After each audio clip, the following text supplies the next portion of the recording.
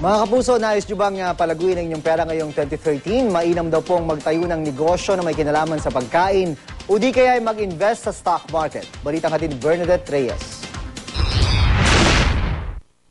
Paniwala ng marami, malas daw ang number 13. Pero swerte ang simula ng taong 2013 sa mga negosyante. Hindi man marami ang nag-i-invest sa stock market, lahat raw ng Pilipino nakikinabang sa paglago nito. Ang pag-akyat kasi ng halaga ng shares ng mga kumpanya sa stock market, indikasyon na lumalakas ang ekonomiya ng bansa. Pag ang paniniwala ng mga tao lalakas ang kita ng mga ito at lalago pa ang mga negosyong ito, ibig sabihin yan, mag-expand sila at magtatayo pa ng maraming subdivision at pag ginagawa mo kumpanyang yan, magdadagdag trabaho. Patuloy rin ang paglakas ng piso kontra dolyar.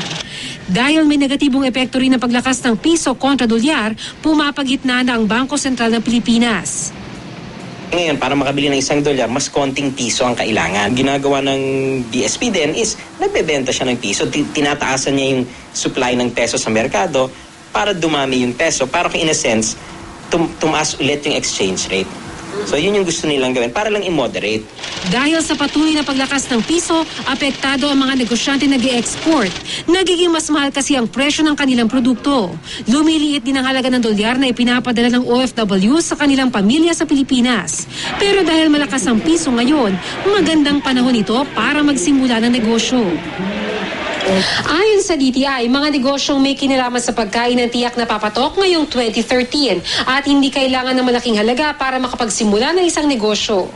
Sa Food Bazaar halimbawa, 1,500 hanggang 2,000 pesos lang ang pwesto kada araw.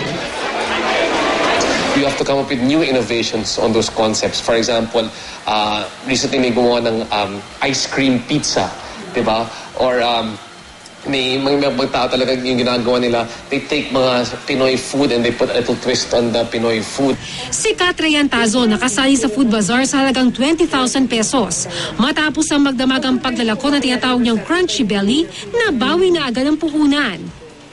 Liempo siya na pag tinikman mo siya, cross siya ng bagnet, chicharon, liempo, bacon. Papatok siya basically because it's still Filipino food.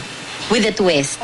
Dahil maraming Pinoy na rin daw ang health conscious, mga inuming masustansya ang negosyong pinasok ni Jam Liao.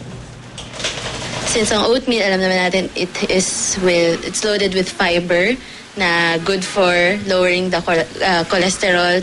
Bernadette Reyes, GMA News.